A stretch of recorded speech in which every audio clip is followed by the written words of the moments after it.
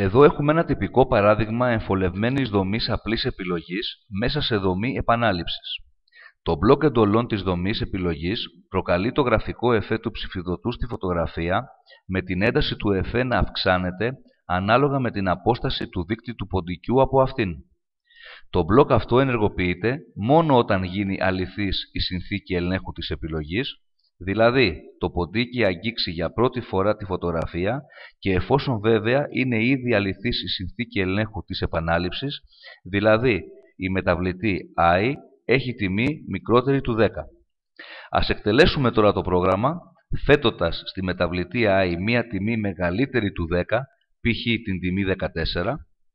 Παρατηρούμε ότι δεν υλοποιείται το μπλοκ εντολών που βρίσκεται μέσα στην επιλογή, έστω και αν περνάμε τον δείκτη του ποντικού πάνω από τη φωτογραφία. Αυτό συμβαίνει γιατί δεν υλοποιείται η συνθήκη ελέγχου της επανάληψης μέσα στην οποία περιέχεται η επιλογή.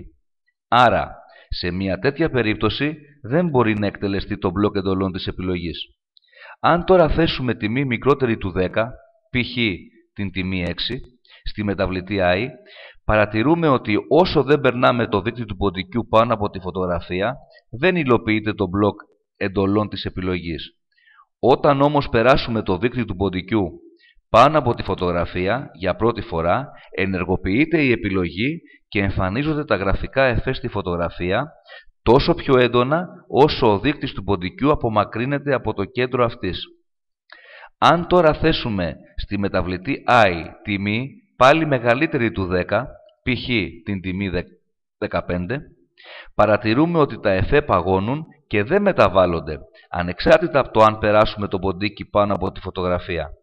Αυτό συμβαίνει γιατί σταματάει να εκτελείται η επαναληπτική δομή που εμπεριέχει την επιλογή.